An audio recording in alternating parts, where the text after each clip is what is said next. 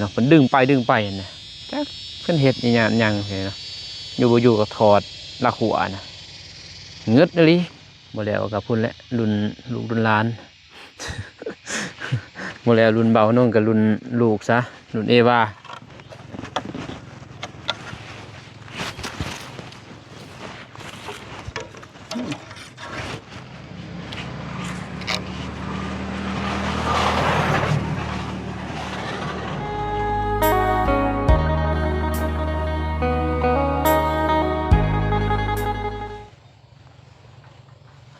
เรื่องเลยเปิดภาพมาบ้านนี้บ้านนี้ไม่ต้องคลิปพี่เนาะเมื่อยขับรถมาแต่สวรรค์ไม่ได้ออกไปไซพี่น้อยเนาะเมื่อยบ้านนี้ไปหาเบิ่งส่วนเบาเตียนแล้วก็ไม่ได้ออกไปไซไปเมื่อยเลยมื้อนี้แวะมาเบิ่งเพื่อนพี่เนาะโอ้คนก็ตกเลยอยู่อันยุดนี่จะให้น้องเพิ่นก่อมันแล้วแต่นี่พี่เนาะเป็นขั้วไอ้แหละก่อเป็นขั้วมันแล้วกับเทไว้นะพอปีหน้าปี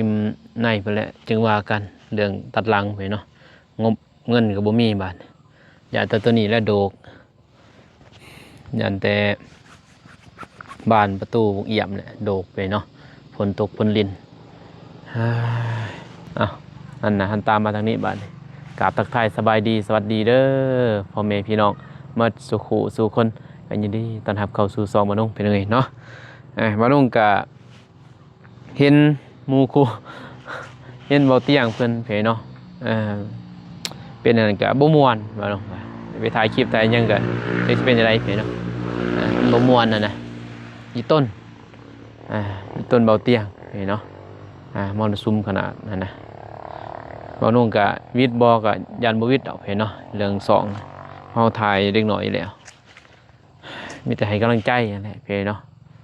สู่ส้นเพราะเราเตียงกับน้องเมฆก็แยกง่ายนะแยกง่ายถ่ายคลิปพอเตียงกับโบซูใส่เข่ากล่องมันแล้วก็มีแต่น้องเมฆแบ่งกันพี่เนาะมานุ่งกับ52ไม้เพิ่นอยู่ยังบ่ทันได้พี่เนาะพอมีรายได้2ทางแน่นะเป็นไงเนาะไปมีแต่เบานุ่งกับเยี่ยมยามเพื่อนพี่เนาะตัวนี้ก็เรือซื้อมาจนเรือ5,000เหลือเป็นไงเนาะสกอร์ทำได้ประมาณ3,000 2,000ก็พอเลยนี่5,000เหลือกับสีเฮ็ดนั่นแหละกำแพงอย่างเงี้ยแหละเนาะปลาไหวตัวนี้มันสีคือสีบเป็นยังดอกเป็นไงเนาะดุนแหละบริมาเป็น2 เดือน 3 เดือนเนาะมานุ่งบริมาเบิ่งเฮือนเบิ่งซานหยาดใหม่บิดบัดหมดประตูไปสร้างเพเนาะนั่นตัวนี้กับบริเฮ็ดนะสตีละแนงเพเนาะบอลก็เลยว่าจากสิจินใดนะคือผิดเลยดิทำมีดทุบออกเลยตีละแนงเอาคือว่าสตีละแนงไปผลหอดผลเลยเพเนาะตีละแนงเบื้องนี้นะใส่ละแนงเอาเบื้องนั้นห้องน้ำเพเนาะก่อเลยนี่โอ้สิรังไฟอยู่นอกคือเก่าเนี่ยเป็นไงเนาะมันใส่เตาแก๊สเตาย่างกันได้อยู่นี่ทานนี้บ่ได้ดอกอันว่าดังอันจะเฮ็ดขึ้นครัวอยู่นอกนั่นแหละแต่ว่าบนกินข้าวกินน้ำซะบนนี่เป็นไงเนาะใหม่ก็สิโดกหมดแหละกายไว้นี่หมดปีนี่ยันโดบ่จักสิมาเมียนใหม่อีกก่อนมื้อใดมื้อหนึ่งไปเนาะอันนี้เมียนใหม่ดีๆก่อนแล้วก็เอาไปบัดปกบ่อนี่โดกแท้ซื้อแพงได้เนาะน้องซื้อมานี่แพง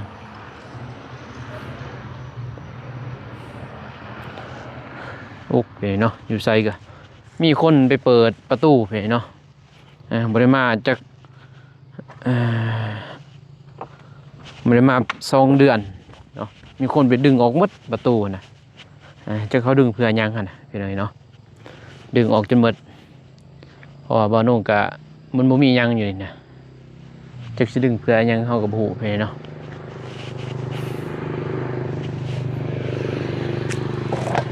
กาแฟ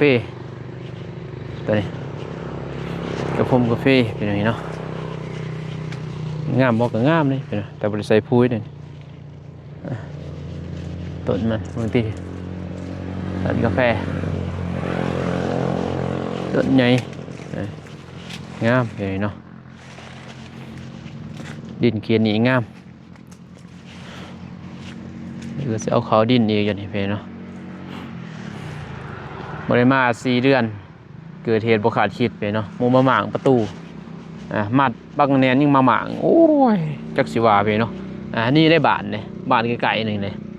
หันกระหานเขาต่างใหม่พี่น้องเนาะเป็นหานจีนนี่แหละตามเบิงมาต่างใหม่นะอยู่หานจีนหรือหานเวียดนี่แหละเอามาต่างใกล้ๆนึงเลยเห็นเนาะแต่ยังมีคนมาหมัดนี่เด็กแต่มันดึงออกอันนั้นประตูงึดอะไรใส่ก็ไล่หมดไล่มาพี่โผล่โอ้ดิพี่น้องเนาะอันนี้ก็เดี๋ยวจับเรือแบะบ่ยังให้แบะเข่าบ่แบะเข่างึดเด้อแบะเข่าได้ไปดึงออกใหม่หมดยังให้งัวมากินนี่บ่งัวกินบ่ได้แล้วพี่เนาะเพราะยาบ่ลงสีดเอาสีดเอายังสิมาให้งัวกินอยู่บ่เป็นไปดึงออกจนหมดดึงออกจนนี่ว่านุ่งดึงมาได้ผลดึงมาได้ผลเมืองที่เขาดึงไปผลก็สิไปผลบริมา2-3 เดือนเคยเห็นไปเนาะบ้านเมืองเพิ่นกันย้อนจะมาอยู่นี่คือว่าตูนวายลีเลยมีความปลอดภัยเป็นยังไงเนาะหมดคำสีเบาเป็นคำสีเบาสิว่า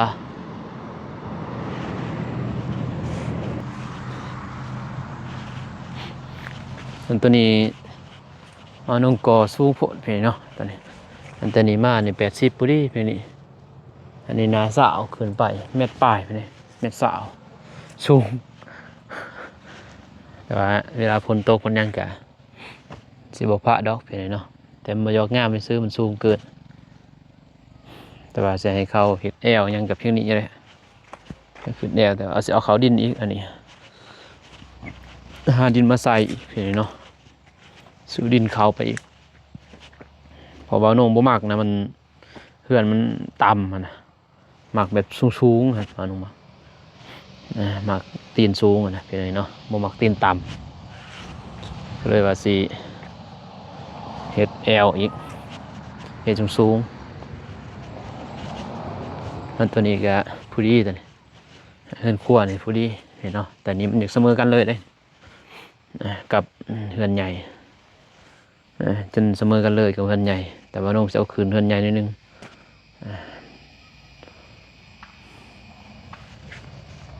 เพราะว่ามันจะเอาคืนไล่ก็บ่ได้อีกพี่น้องเนาะเพราะว่าตัวนี้นี่70-80มันนะ80จะซื้อนะ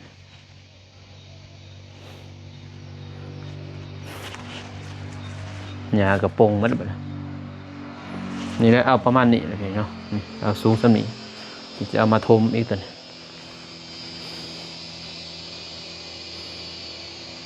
สำนีก็พอดีแล้วเอามาทมอีกนิดนึงวีเพ่งเอิกเป็นอะไรเนี่ยเพ่งเอิกบานลงเลยนั่นตัวนี้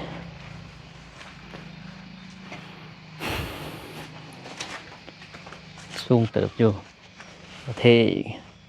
ศฝรั่งเศสก็ไล่เติบอยู่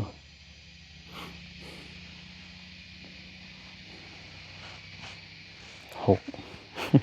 ทีนั้นมันดินแหนนดีปะไว้วันนี้ยังจะเอาดินเขาไว้ได้เพียงน้อยเนาะบ่พ่อวันนี้ดินเขาไปห้องน้อยๆเห็นเนาะห้องบ่ใหญ่ห้องบ่หนุ่มน้องเมียใหญ่กลัวได้เพื่อนหน่อยอันนี้3 โบก 3 ยังน้อยๆ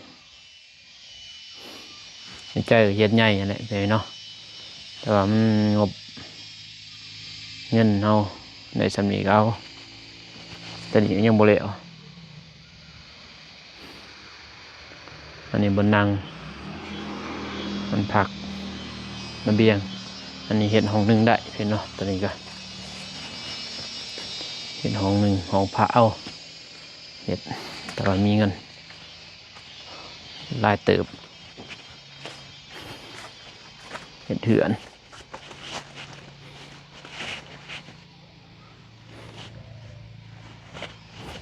น้องเพิ่นยัง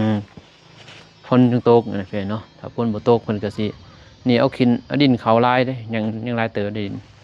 เสเอาเขาอีกพี่น้อง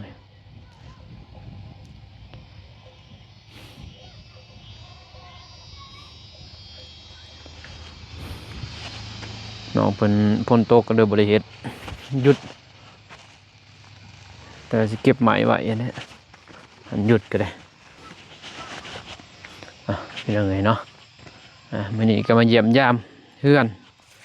สานบ้านซองดนแล้วบ่ได้มาเยี่ยมยาม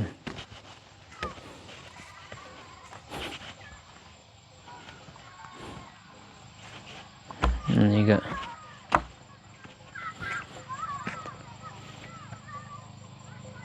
เรียบร้อย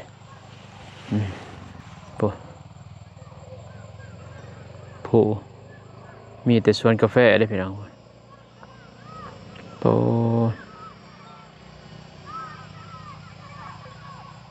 มีแต่สวนกาแฟเลย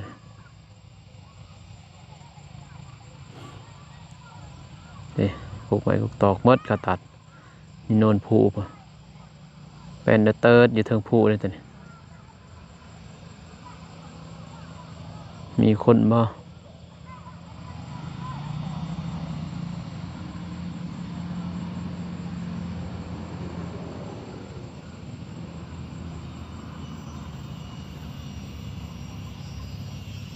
มัดอยู่เทิงผู้แต่โน่นเลย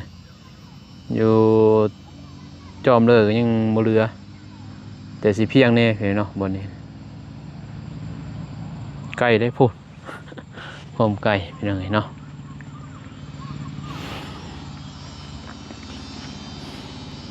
หมดลายเติบมาลงเห็ดนี่เลยมีงบแล้วก็อยู่ก้อนเป็นยังไงเนาะ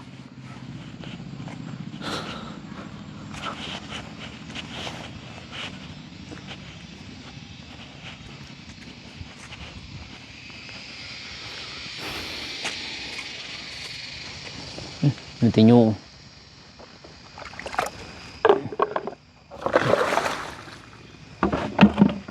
จะยุ่งเนาะกาแฟนี่งามเลยเนาะบุติแล้วผมกาแฟเขียนนี่บริใส่พุ้ยได้นี่พุ้ยกับบริใส่แบบธรรมศาสตร์เลยแต่นี่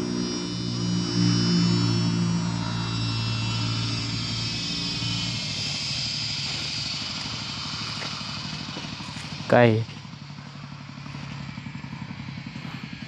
ว่ามีดอกพี่เลยเนาะ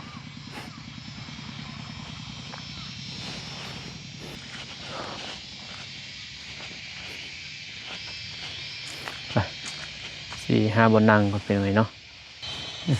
5 บุญเบาตูนเป็นไง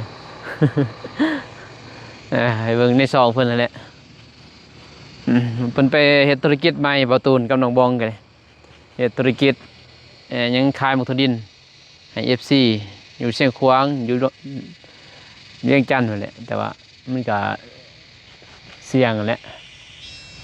อันนี้แหละพี่น้องเนาะมันดึงไปนะจักเพิ่นเฮ็ดอีหยังเห็นเนาะอยู่บ่อยู่ก็ถอดลักหัวนะเงึดเลยโผล่ลีได้มันมาถอดจะเอาให้งัวมาเขากินนี่บ่งัวเขามากินพลปลูกนี่บ่ใจคนเฮาก็โอ้ยโผล่ไปหน่อยเนาะอันนี้เบาลงมาเห็ดนี่แค่คักในบ้านเขาเลยเนาะแต่ความอิจฉากับบึ้ดที่บ้านหมู่บ้านเพิ่นบ้านใดคือกันมัดเห็นเนาะอย่าพอเฮาก็บ่ได้ลงมาจะหน่อยดึงสายฟอกสายไฟเอาแล้วเนาะไปลักสายฟอกสายไฟมัดอยู่แหละไปลักสายตัวนั้นยาดอก หรือไฟสดหรอไปดักตัวนั้นได้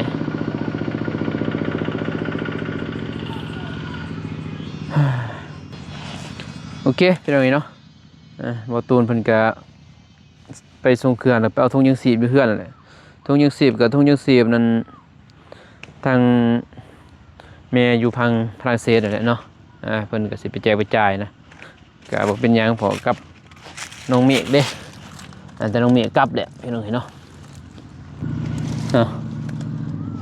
มานั่งก่อนพี่น้องเนาะนั่งเบิ่งเพื่อนแล้วบาด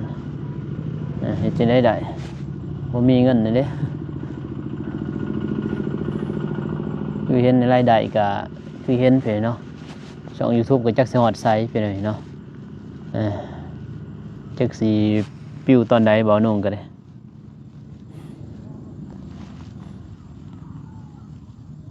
บ่เตียงเพิ่นก็ยังปิ้วนะพี่น้องเนาะเอาเฮงคักแน่2น้อยๆ2เล็กๆ2บ่นุ่งพี่น้องเนาะจังบ่ได้สิปิ้วเราก็ยังบ่ฮู้พี่น้องเนาะค่าจับกล่องก็บ่มีอยู่เฮือน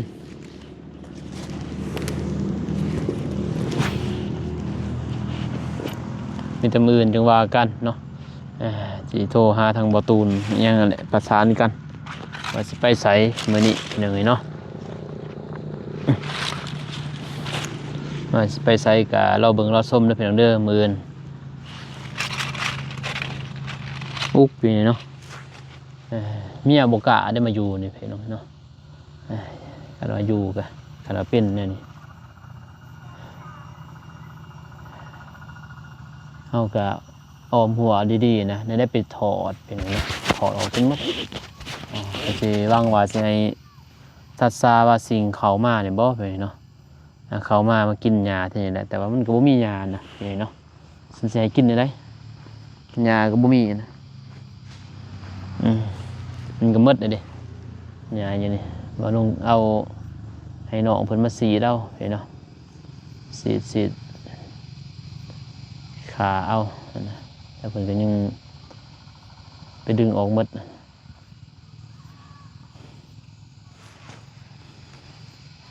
จีนนี่ก็เรือ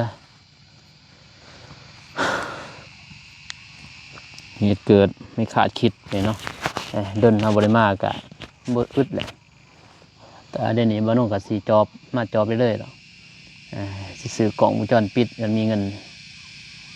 ตังไว้ผู้ใดเขามาเขาก็จะเห็นเบิ่งเพื่อนเอาอย่างนี้เนาะคือบ่เตียงเพิ่นตังอยู่เพื่อนเบิ่งอยู่ถ้าแป้งก็ได้เนาะคักเลยสิซื้อเอาแบบนั้นถ้ามีเงินจักโตเท่าไรเนาะตังไว้รีนี่แหละตังรีไว้บ่ให้เขาเห็นดอกใส่เอาแปลงโซลาร์เซลล์เอานะหรือว่าใส่ไฟก็ได้เพราะไฟฟ้าเขาก็มีเลยซุปเอาเนี่ยกระเบื้องนะนี่เป็นแต่มาเห็ดเรื่องกำลังเฉลี่ยนี่เนาะเขามาถอดตะกี้ก็บ่ได้มาถอดแต่กำลังมาถอดนี่แต่เบื้องอีกบรรณายังอีกมีแนวเสียหรือยังก็จังบ่นู่นจังจะเอามาตั้งเนาะบ้าจักจันกันเลยเว้ยมาห้องนี่ชื่อนี่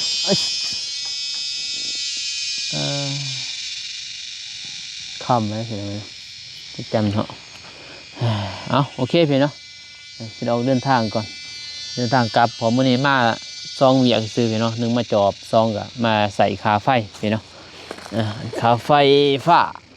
เมื่อไป38พี่เนาะ38,000 กีบ38,000บ่ได้ใส่ได้แต่ว่าค่าไฟขึ้นพี่เนาะเรื่องค่าคอมพิวเตอร์บ่สิโทรถามเขาเรียนค่าคอมพิวเตอร์ยังก็สมาแพงแท้38บ่ได้ใส่ไฟไฟฟ้าบ่ได้ใส่พี่เนาะเดือน7เดือน8บ่ได้ใส่ได้นี่เดือน7นี่ก็บ่ได้ใส่เดือน8นี่ก็บ่ได้ใส่พี่เนาะบ่ได้ใส่ไฟนะบ่ได้ไต่ฟืนไต่ไฟปะอันนึงเนาะแต่ว่ามันคือแพงนะถามเขาละเอียดก่อนพี่เนาะมันเพิ่นจดแบบใดนะเป็นไรแบบใดไรแต่คอมพิวเตอร์ซื้อกับบ่ว่าพี่เนาะก็สิแพงนี่แหละพี่เนาะมาเบิ่งมาจอบมาเบิ่งนี่แหละแรงบันดาลใจกันว่าจะได้เฮือนได้ซ่านเบิ่งก็อิ่มแล้วพี่เนาะ ได้สำนีเก้าบ่แล้วกับพุ่นและรุ่นลูกรุ่นหลาน บ่แล้วรุ่นเบาน้องกับรุ่นลูกซะรุ่นเอวาดวงตาเพิ่นแหละค่อยๆเฮ็ดเอาเฒ่าก็ที่จะได้หมดเลยเด้สิเนาะมันแห้งเฮ็ดเลยก็มีแต่ซ้ำนี่แหละ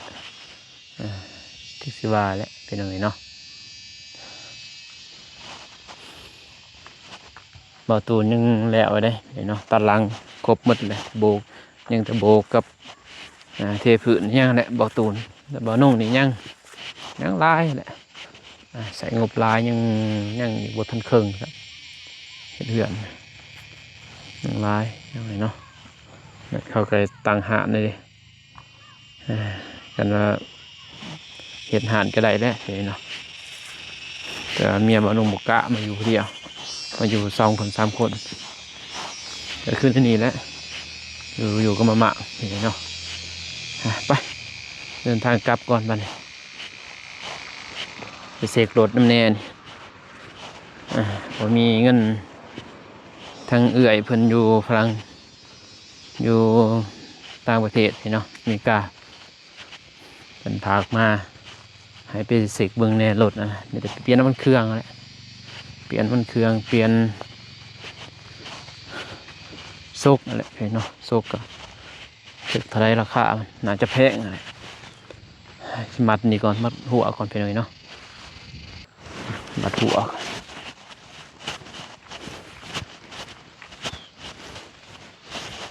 มันดึงมาหอดที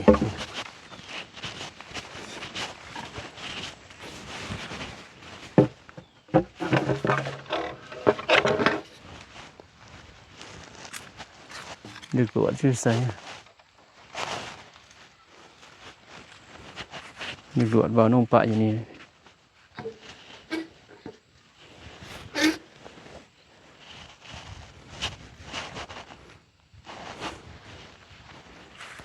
ดึกตัวก็เสีย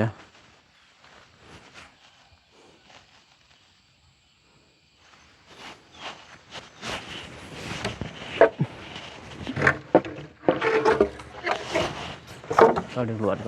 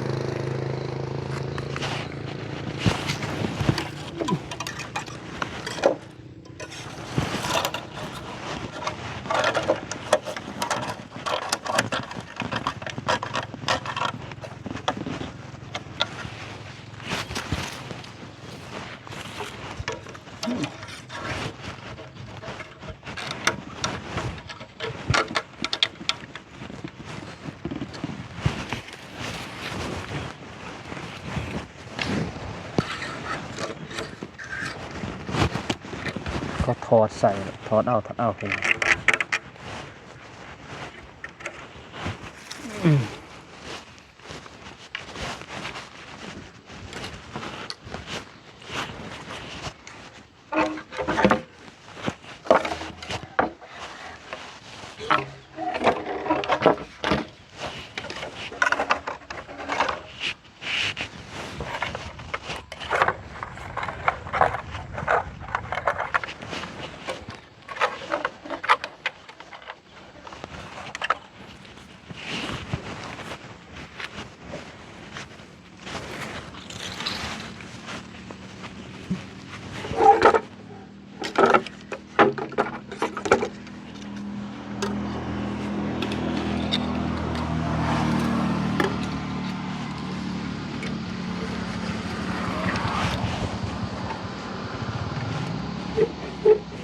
ก็คนก็ไล่ได้เพียงเนาะเวียน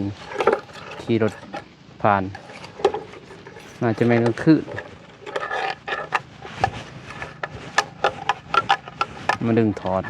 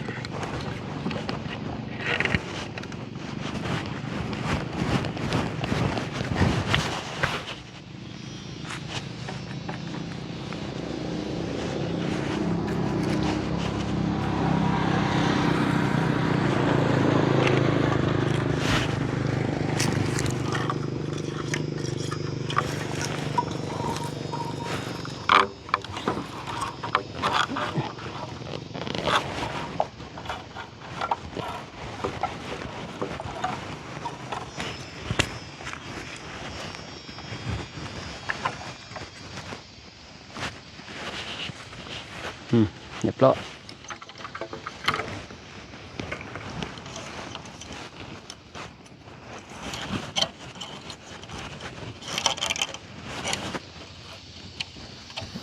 ว้าวยันดึกหน่อยเนาะดึงโอเคเพื่อนเนาะคลิปนี้มาลงกาสิจบคลิปเป็นคนเด้อเป็นเด้อเนาะขอบคุณใจขอบคุณทางผู้ใหญ่ใจบุญเอฟซีทุกท่านที่เข้ามาติดตามรับชมไปเนาะให้กำลังใจมาลงตลอดมาขอให้อยู่ดีมีแห้งเมื่อสู่ผู้สู่คนได้เพียงเด้อเนาะพบกันในคลิปหน้าได้เพียงเด้อคลิปนี้ขอกล่าวคำว่าสบายดีไปบ๊ายบาย